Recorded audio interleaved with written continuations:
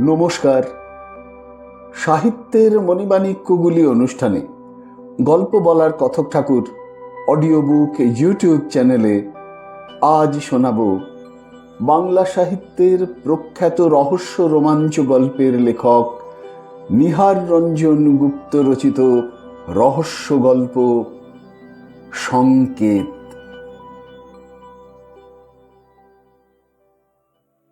কিরিটি পায়ের ওপর পা তুলে টেবিলটার ওপরে রেখে মৃদু মৃদু নাচাচ্ছিল। খোলা জানালা পথে দিনান্তের শেষ সূর্যরশ্মি কৃষ্ণচূড়া গাছটার পত্রবহুল শীর্ষে শীর্ষে শেষ পরশটুকু দিয়ে যাচ্ছে, দৃষ্টি সেই দিকেই প্রসারিত। আমি সেদিনকার দৈনিক রাজপথটার পাতা উল্টোচ্ছিলাম। হঠাৎ একসময় কিরিটির কণ্ঠস্বরে চোখ তুলে তাকালাম। কিরিটি বলছিল, পাজল কাকে বলে জানিস সুব্রত? কাকে বলে? প্রশ্ন করলাম স্মিত হাস্যে। পাজল অর্থাৎ যা চিন্তা শক্তির ঘূর্ণাবর্ত রচনা করে। কিছুদিন হলো রাত্রে শৈলেশদের ওখানে আজকাল ব্রিজ খেলতে যাই। শৈলেশ? ও, আমাদের নতুন ব্যারিস্টার সাহেব। হ্যাঁ, আগামীকালের উদীয়মান barrister Shailesh Bose, mister Basu, bar at law. তোরা জানিস না, ব্রিজ খেলায় ও ভারী ওস্তাদ একজন। 15-20 দিন খেলে দেখলাম আমাদের প্রতি রাত্রেই প্রায় 4-5টা করে রাবার করেছে। অদ্ভুত ক্যালকুলেশন। মনে হয় এক পিঠ খেলবার পরই বাকি 3 হাতের তাস ও যেন প্রত্যেকটি জেনে নিচ্ছে। আজও রাত্রে শৈলেশের ওখানে ব্রিজ খেলবার নেমন্তন্ন আছে। কিছুদিন ধরে আমিও ব্রিজ খেলা শুরু করেছি। কিরিটি সে কথা জানে, বোধহয় সেই জন্যই কথাটা বললে। কিন্তু একটু আগের পাজল কথাটার সঙ্গে ওর কথার শেষাংশের সম্পর্কটা ঠিক কি বুঝে উঠতে পারলাম না। জানি ওকে ভালো রকমই, নিজে থেকে কিছু না বললে জিজ্ঞাসাবাদ করে কোনো কিছুই জানা যাবে না। বলবে তো নাই, বিরক্ত হবে। হঠাৎ একসময় আবার কিরিটি নিজে থেকেই বলে ওঠে, সেটাই হয়েছে আমার কয়েকদিন থেকে বর্তমান পাজল। আমি শৈলেশকে কলেজ থেকে জানি। অঙ্কে মাথা ছিল না বলেই আর্টস নিয়েছিল। তাছাড়া বুদ্ধির ব্যাপারে ও চিরদিনই একটু ভোঁতাই দেখেছি। হঠাৎ সেই শৈলেশ বিলেত ঘুরে কয়েকটা ডিনার দিয়ে বাপের পয়সায় ব্যারিস্টারির ছাপ নিয়ে এসে বুদ্ধিমান বনে গেল। How is that? বিলেত দেশটা কি তাহলে সত্যি মাটির নয়? অঙ্কে মাথা ছিল না বলেই যে ব্রিজ খেলতে মাথা খেলবে না, তাই বা তোমার কেমন যুক্তি কিরিটি? না, ভালো ব্রিজ খেলতে হলে কেবল প্র্যাকটিসই নয়, অঙ্কশাস্ত্র জানা দরকার। বুদ্ধি বিবেচনা ও বিচার শক্তি না থাকলে ভালো ব্রিজ খেলা চলে না। শৈলেশের কোনোটাই নেই, অবশ্য যদি আমার নিজস্ব বিশ্লেষণ ঠিক হয়ে থাকে। That is the puzzle. ধাঁধা। বলতে বলতে হঠাৎ কথার মোড় ঘুরিয়ে বললে, তুইও আজকাল ব্রিজ খেলায় অনেস্টলি হাত পাকাচ্ছিস শুনলাম।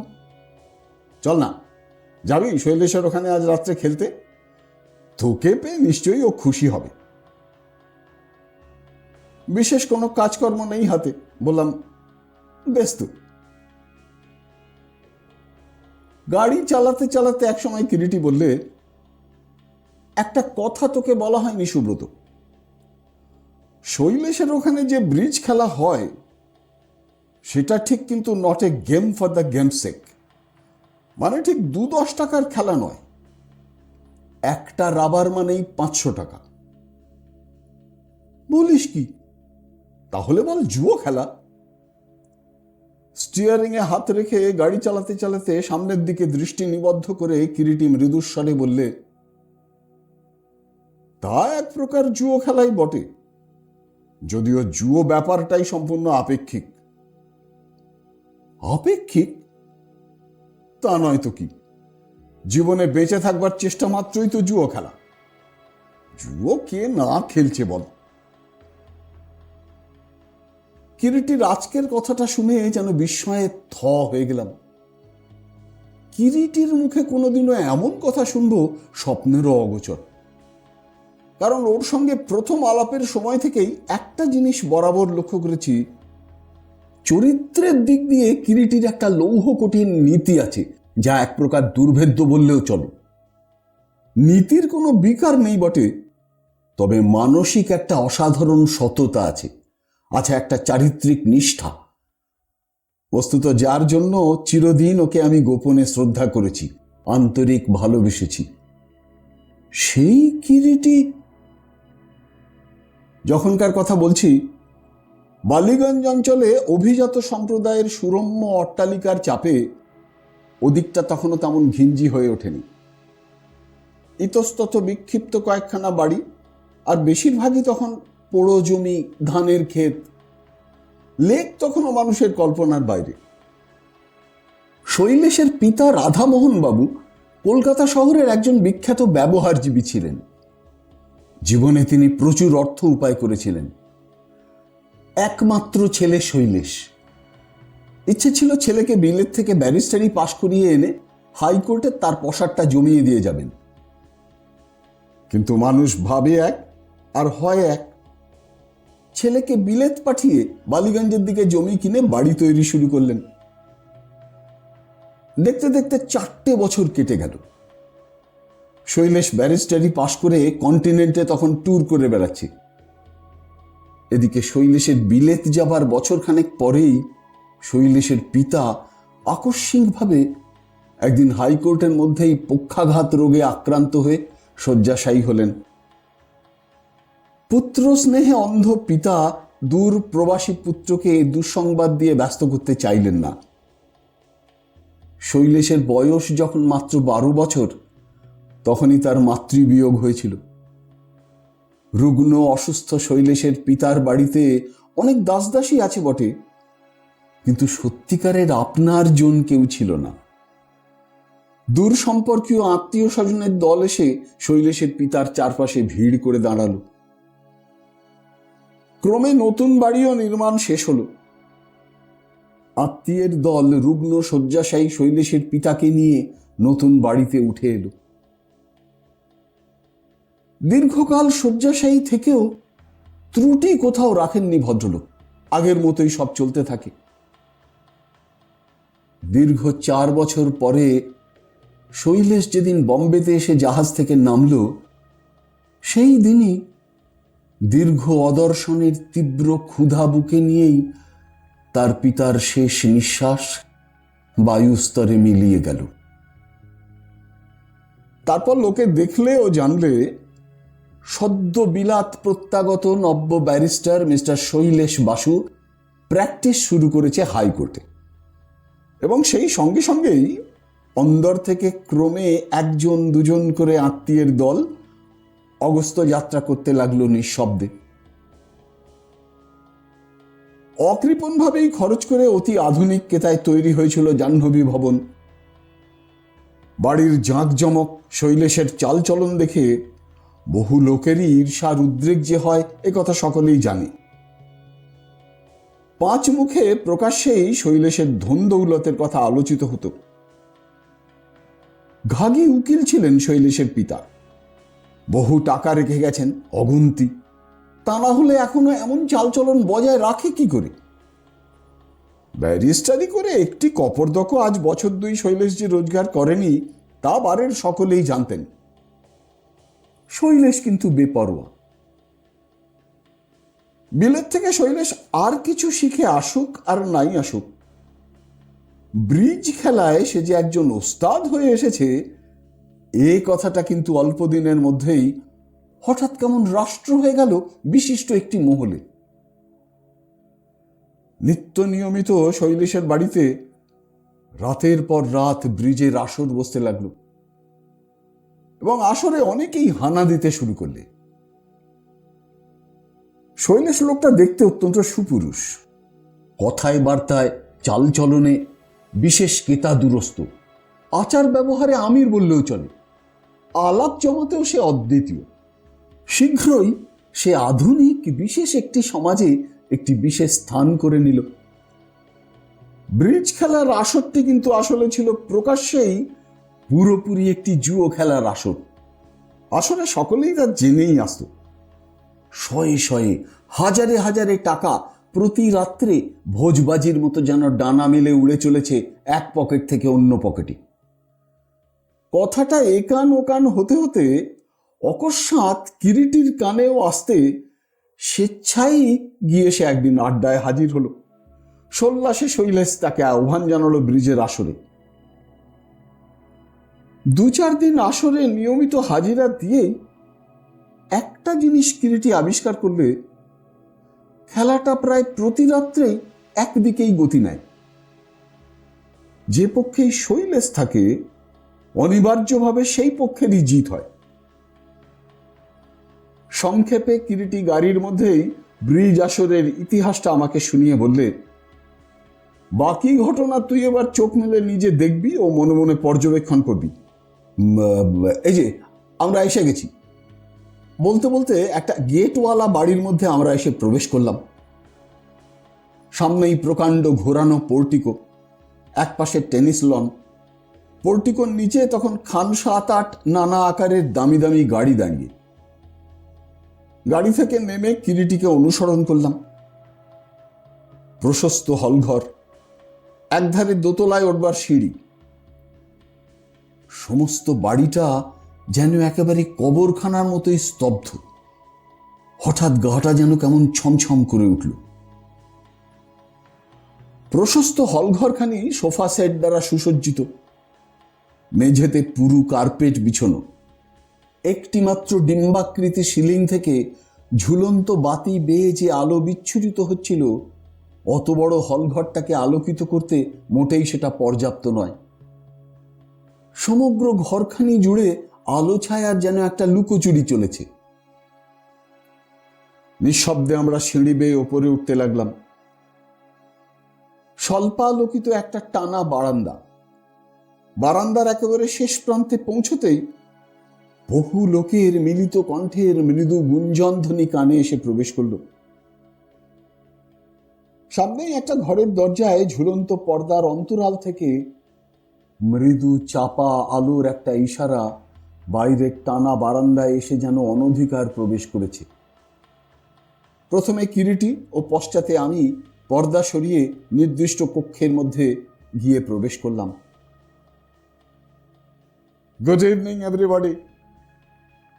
কিরিটির মৃদু সংযত কণ্ঠস্বরে মুহূর্তে ঘরের মধ্যে উপস্থিত সকলেরই দৃষ্টি আমাদের ওপর এসে পড়ল।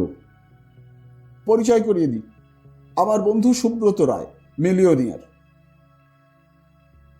পরিচয়ের পালা সাঙ্গ হলো একে একে, এবং পরিচয়েই বুঝলাম এখানে যারা উপস্থিত সকলেই অর্থসম্পন্ন ও উচ্চ স্তরের বাসিন্দা। প্রথমেই পরিচয় হলো রামগড়ের কুমার বাহাদুর হরিরামের সঙ্গে। বছর 5 হলো বাপের মৃত্যুর পর তিনি এখন স্টেটের সর্বেসর্বা।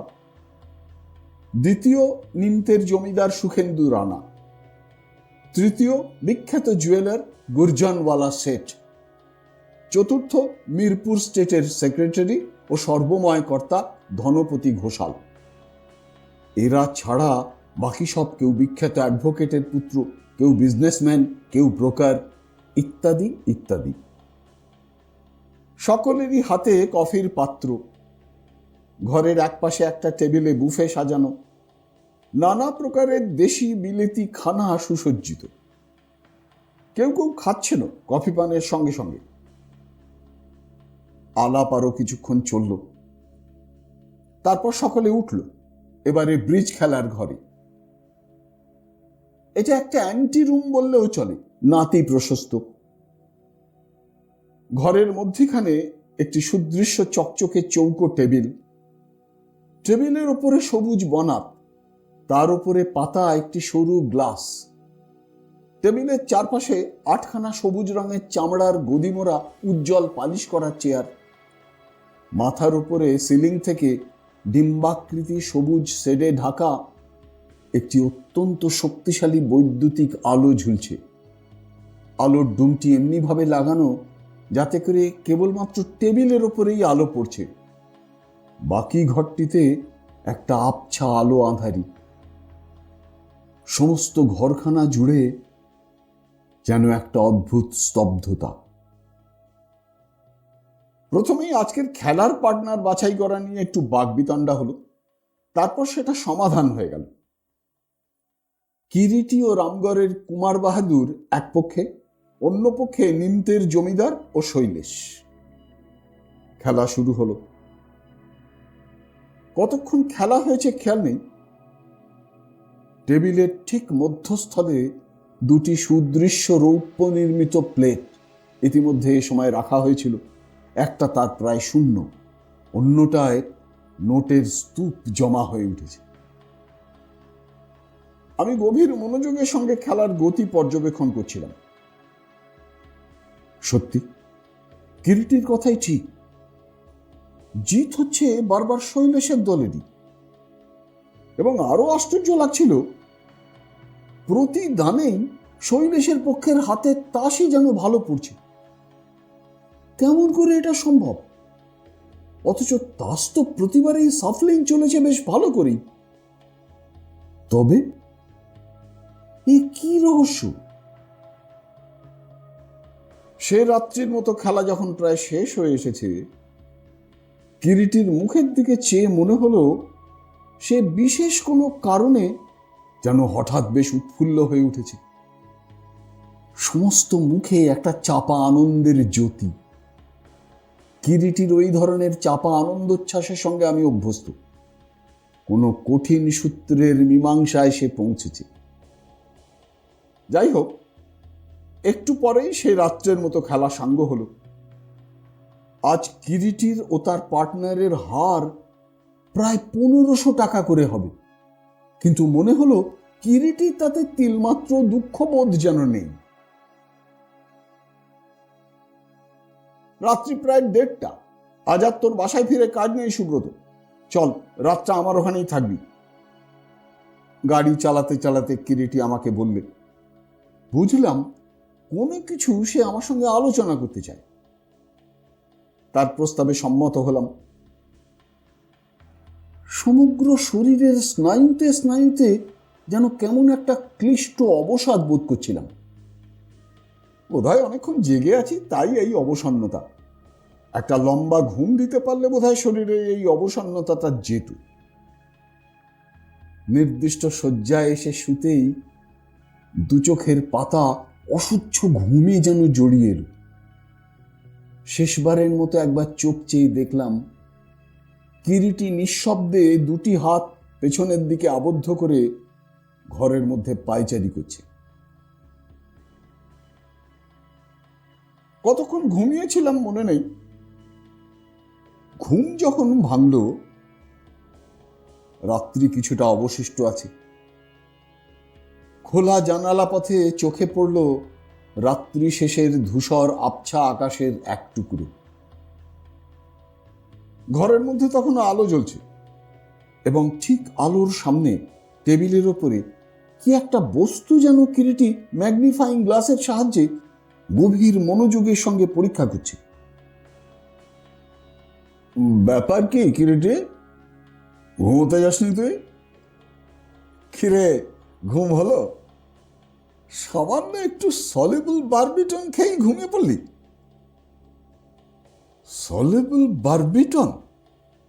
হ্যাঁ, এক প্রকার ঘুমের ওষুধ। ফার্মাকোলজিতে বলে a white crystalline powder, odourless, taste bitter, soluble in water. বাকিটা বুঝতে কষ্ট আর হবে না নিশ্চয়ই। চকিতে আমার সংক্ষুব্ধ চিন্তাজালের উপরে যেন একটা আলোর ঝাপটা এসে পড়ল। পরপর অনেক কথাই মনের মধ্যে খেলে গেল। হ্যাঁ, বলে কি? তবে কি তুই বলতে চাস? কিরিটি আমার বক্তব্যকে শেষ করতে না দিয়েই বলে ওঠে, এক্স্যাক্টলি সো। মাথার মধ্যে সমস্ত যেন কেমন গোলমাল হয়ে যাচ্ছে, সবকিছুই কেমন যেন জট পাকিয়ে যাচ্ছে। শয্যা ছেড়ে কিরিটির পাশে উঠে এসে দাঁড়ালাম। কিরিটি ততক্ষণে আবার তার হাতের বস্তুটি নিয়ে মনোযোগী হয়ে পড়েছে। চেয়ে দেখি কিরিটি ম্যাগনিফাইং গ্লাসটা দিয়ে পরীক্ষা করছে একটা তাস। কি দেখছিস রে অমন করে তাসটার মধ্যে? মুখ না তুলেই মৃদু হেসে কিরিটি জবাব দেয়, গোলাম টেক্কা রাজা ও বিবি, দেখিতে জানিলে শুধু নহে ছবি, 1 2 3 4 পাঞ্জা ছক্কা, 8 9 10 দিলে 1 বাদ ফক্কা। বুঝলাম, তারপর? চৌর্যবৃত্তিতে যে হাত আমার বেশ সাফাই, এই তাসটি তার প্রমাণ সুব্রত। বলতে বলতে তাসটা তুলে একবার নাচিয়ে কিরিটি হেসে ফেলে। এই তাসটা গত রাত্রে খেলার টেবিল থেকে চুরি করে এনেছি। হঠাৎ? কারণ এই তাসটি ভালো করে পরীক্ষা করলেই সকল রহস্য পরিষ্কার হয়ে যাবে, মূল সংকেতটি চোখে পড়বে। তাসটা কিরিটির হাত থেকে নিয়ে অনেকক্ষণ ধরে উল্টে পাল্টে দেখলাম, কিন্তু কিছুই রহস্যজনক তাসটার মধ্যে চোখে পড়ল না। পেলি না কিছু? না। এই নে, ম্যাগনিফাইং গ্লাসটা দিয়ে আর একবার দেখ। আবার দেখলাম, কিরিটির নির্দেশ মতো ম্যাগনিফাইং গ্লাসটার সাহায্যে আবার দেখলাম। তবু কিন্তু তাসটার মধ্যে তেমন বিশেষ কিছুই দর্শনীয় খুঁজে পেলাম না। বললাম, কই, কিছুই তো দেখতে পাচ্ছি না। কিরিটি এবারে একটা কাগজের উপরে একটা নকশা এঁকে বললে, ভালো করে চেয়ে দেখ, তাসের পেছনে যে স্টারগুলো আছে তাদের ঠিক ওপরে ও নিচে 2টি তারা বা স্টারের মধ্যখানে 1 সাংকেতিক অক্ষরটি আছে। আজ তাস খেলবার সময় লক্ষ্য করে দেখিস, প্রত্যেকটি তাসেই ওই রকম বিভিন্ন সাংকেতিক অক্ষর বসানো আছে। দুপুরের দিকে কিরিটি ঘন্টা কয়েকের জন্য বাইরে ঘুরে এলো। ওই দিন রাত্রেও আবার তাসের আড্ডায় গিয়ে বসা হলো। রাত্রে ব্রিজের আসর যখন ভাঙল, সময় তখন প্রায় 12:30। কিরিটি গাড়ি চালাচ্ছে, আমি পাশে বসে। কিছু দূর এসে হঠাৎ রাস্তার একপাশে গাড়িটার ব্রেক কষে একটা সিগার নিয়ে তাতে অগ্নিসংযোগ করল। 5, 10, 15 মিনিট করে প্রায় 45 মিনিট অপেক্ষা করবার পর পরপর 3খানা গাড়ি আমাদের আশেপাশে এসে নিঃশব্দে দাঁড়ালো। একখানা গাড়িতে রামগড়ের কুমার বাহাদুর হরিরাম, দ্বিতীয়টায় নিমতের জমিদার সুখেন্দু রানা, তৃতীয় গাড়িতে অ্যাডভোকেট সলিল বসু। কিরিটি গাড়ি থেকে নেমে ওদের বললে, গাড়ি আপনাদের এখানেই ড্রাইভারের জিম্মায় থাকবে, আমার গাড়িতে আপনারা সকলে আসুন। কিরিটির আহ্বানে সকলে এসে ওর গাড়িতে উঠে বসলো। কিরিটি গাড়িতে স্টার্ট দিল। বুঝলাম গাড়ি ঘুরে চলেছে শৈলেশের বাড়ির দিকে।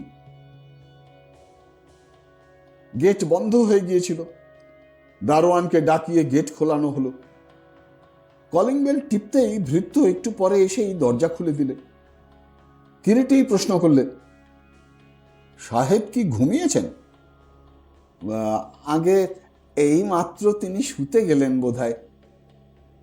সাহেবকে বলো গিয়ে কুমার বাহাদুর তার সঙ্গে একবার দেখা করতে চান, খুব জরুরি।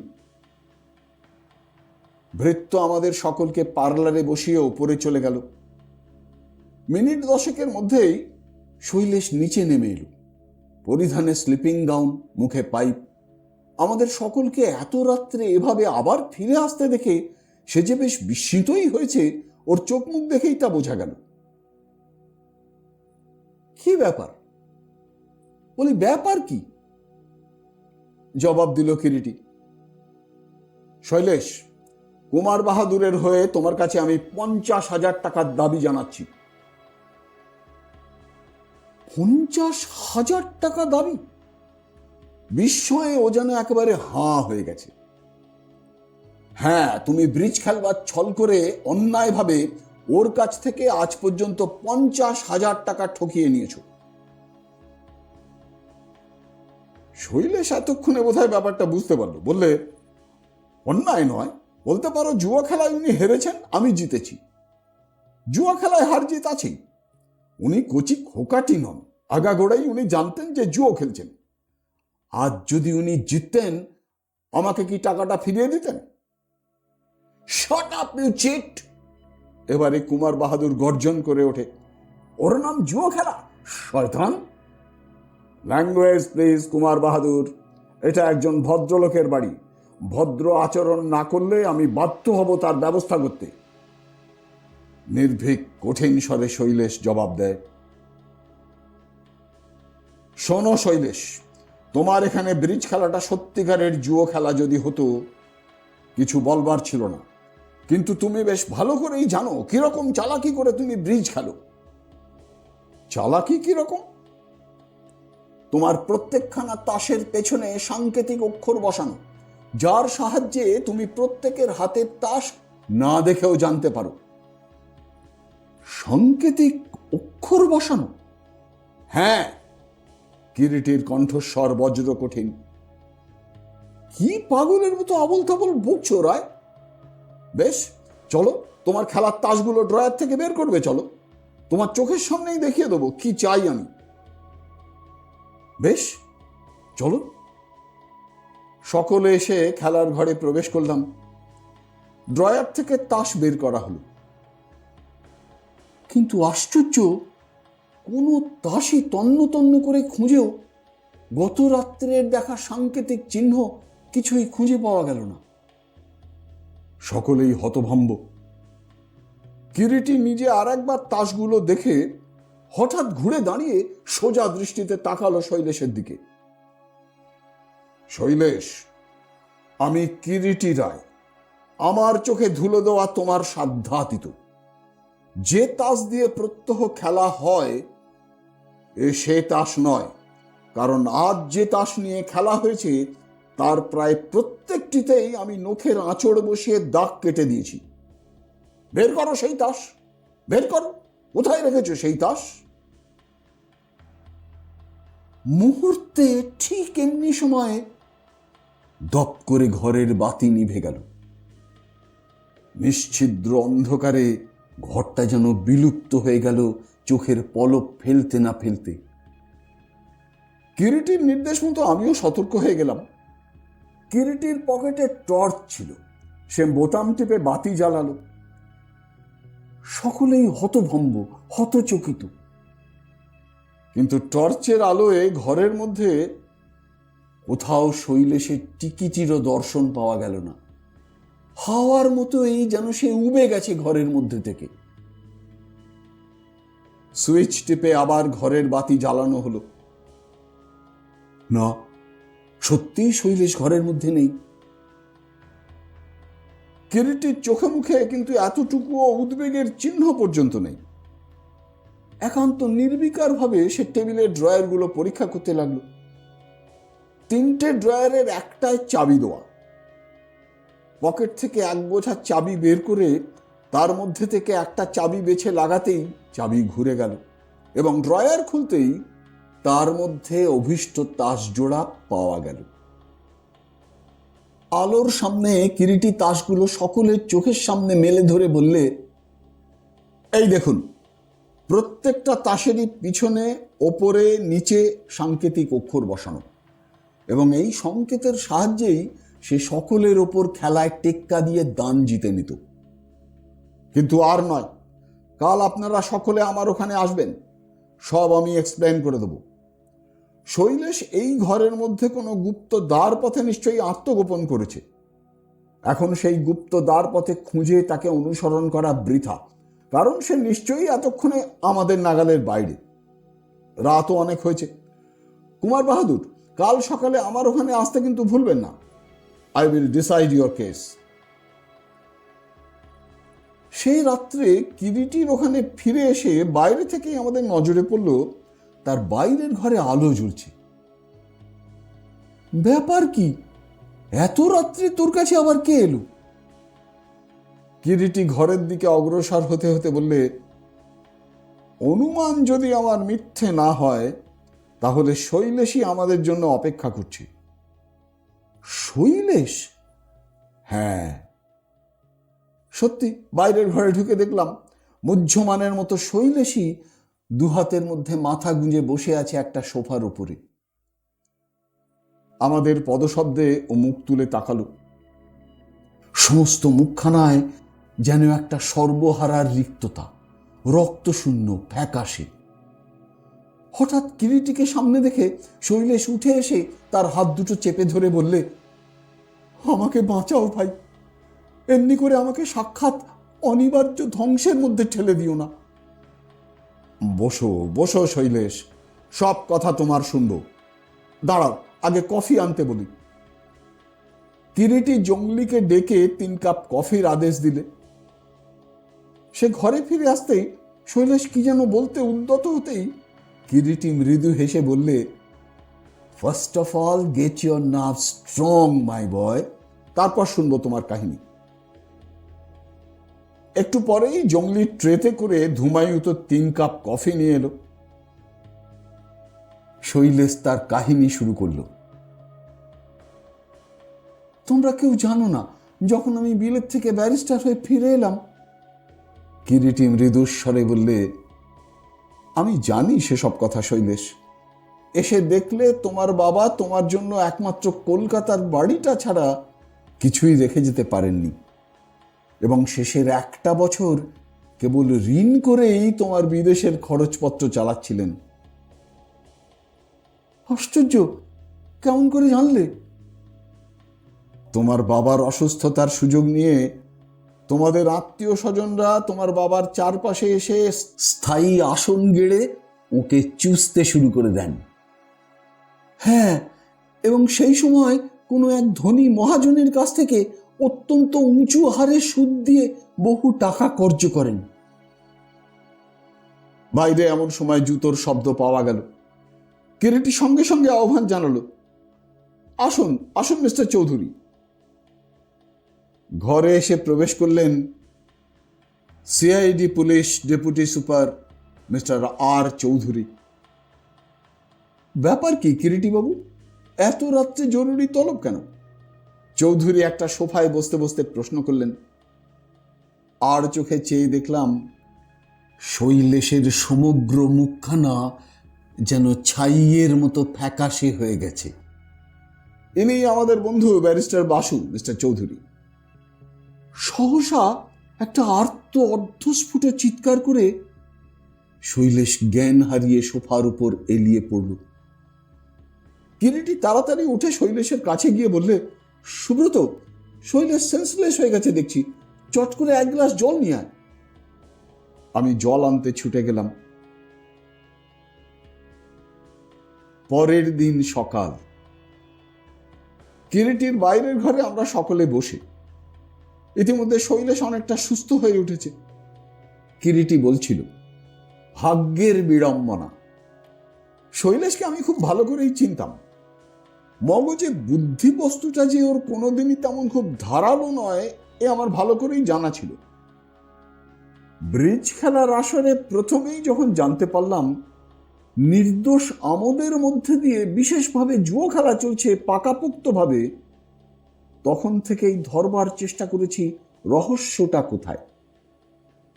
2-3টে দিন আমার খেলা দেখতেই চলে গেল, কারণ নতুন খেলোয়াড়কে প্রথম থেকে বেশ ভালো করে একটু যাচাই না করে দেখা পর্যন্ত পাত্তা দিতে চায় না ওরা।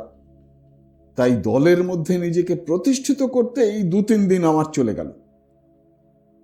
তারপর দেখলাম ও বুঝলাম খেলাটা প্রায় প্রতি রাত্রে একপক্ষীয় হয়, অর্থাৎ শৈলেশ যে দলে বসে সে দলেরই বেশিরভাগ দিন হয় জিত, এবং জিত মানে প্রচুর অর্থাগম। কিন্তু সে বা যারাই খেলতে আসুক কেবল জুয়ার নেশাতেই রাতের পর রাত ওখানে হাজিরা দিতে পারে না। নিশ্চয়ই ওই খেলার নেশা ছাড়াও আরো কোনো বড় রকমের আকর্ষণ আছে, যার টানে প্রত্যহ সকলে এসে নিয়মিত ওখানে হাজিরা দেয়। দেখলাম প্রত্যহ খেলা শুরু হওয়ার আগে নিয়মিতভাবে কফি পান ও বুফে ডিনার চলে। মনে হলো নিশ্চয়ই প্রাত্যহিক ওই আহার ও পান পর্বের মধ্যে কোনো আকর্ষণের বস্তু আছে। খাবার মধ্যে থাকতে পারে না, কারণ প্রত্যহই খাবারের মেনু অদল বদল হয়। দ্বিতীয় লক্ষ্য করলাম কফি পানটা সকলেই বেশ আগ্রহের সঙ্গেই করে এবং কেউ কেউ 2-3 বার পর্যন্ত কফি খায়। কফির দুটো পাত্র থাকত। একটাতে থাকতো কফির মধ্যে ঘুমের ওষুধ মেশানো, দ্বিতীয় পাত্রের কফির সঙ্গে মেশানো থাকতো বিটার ও জিন, এবং কফি পরিবেশন করত শৈলেশের প্রিয় ভৃত্য নাথু। ঘুমের ওষুধটা হচ্ছে সলিউবল বারবিটন। 2 পাত্রের মিশ্রিত কফি খেতে খেতে ক্রমশ নেশায় পরিণত হতো কফি খাওয়াটা, এবং ওই কফির নেশাই ছিল আসল আকর্ষণ এখানে নিয়মিত মিলিত হবার। প্রত্যেকে নেশায় বুঁদ হয়ে বসত ব্রিজের আসরে। নেশাগ্রস্ত চোখকে ফাঁকি দেওয়া খুব সহজ। শৈলেশ তখন নেশাগ্রস্ত লোকগুলোকে হাতের মুঠোর মধ্যে এনে তাসের গায়ে লাল কালো অক্ষরে লিখিত উপর ও নিচে সাংকেতিক সংখ্যাগুলোর দ্বারা অপরপক্ষের তাস জেনে নিয়ে খেলতে শুরু করত। তাস সব জানা থাকলে তাসের খেলায় জেতা বিশেষ কোনো কঠিন ব্যাপার নয়।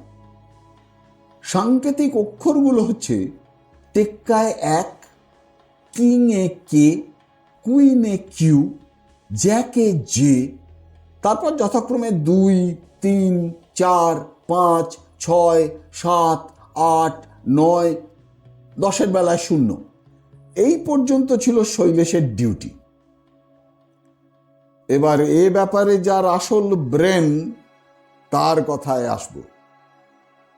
Shailesh poor, he was an instrument only, এবং লাভের 1/3 অংশীদার ছিল মাত্র। এতক্ষণ কিরিটির কথা গভীর মনোযোগের সঙ্গে শুনছিলাম। চমকে তাকালাম মুখের দিকে। তাই এবার আসল গল্পের মধ্যে আমরা আসছি। আগেই বলেছি, শৈলেশের বুদ্ধি বস্তুটা তেমন প্রখর ছিল না, এবং তার সেই মোটা বুদ্ধির সুযোগ নিয়ে নিয়ে যিনি কর্মক্ষেত্রে এগিয়ে এলেন, তিনি শৈলেশের সামনে লোভের জাল বিছিয়ে ওকে করলেন আকর্ষণ।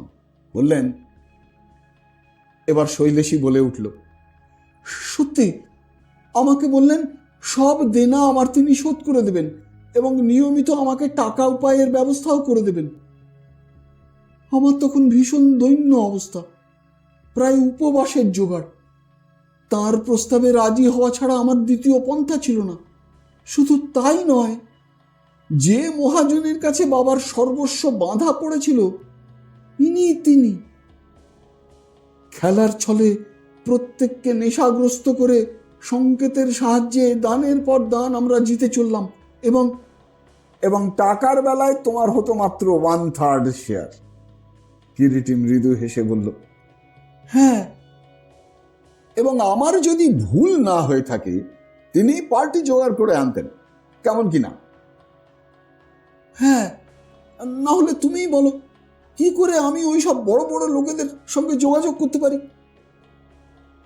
খটখট করে দরজার কড়া নড়ে উঠল। আসুন সুব্রত, দরজাটা খুলে দাও। আমি উঠে গিয়ে দরজাটা খুলে দিতেই যিনি এসে কক্ষে প্রবেশ করলেন, তাঁকে দেখে আমরা সকলেই যুগপৎ বিস্মিত না হয়ে পারলাম না। মুখে মৃদু সাফল্যের হাসি। এই যে মিস্টার বাসু, চিবিয়ে চিবিয়ে উনি বললেন।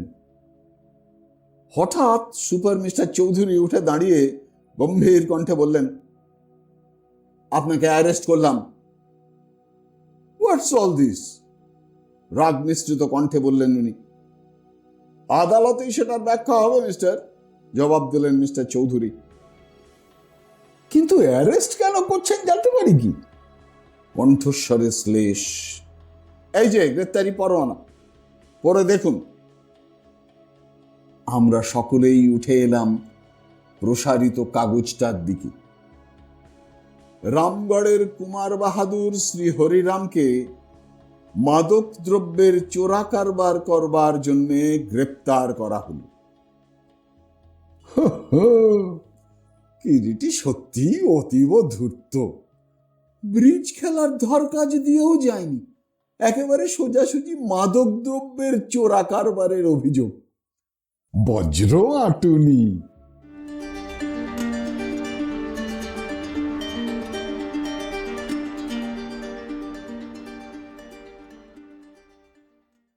শুনলেন নিহার রঞ্জন গুপ্ত রচিত রহস্য গল্প সংকেত। যদি এই অনুষ্ঠানটি আপনার ভালো লেগে থাকে তবে অবশ্যই একটি লাইক দিয়ে আমায় উৎসাহিত করবেন।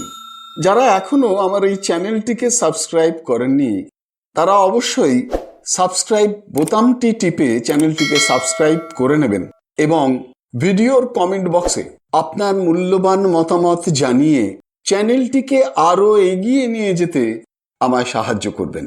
ভালো থাকুন, পাশে থাকুন, সুস্থ থাকুন আর শুনতে থাকুন সাহিত্যের মণিমাণিক্যগুলি অনুষ্ঠানটি। নমস্কার।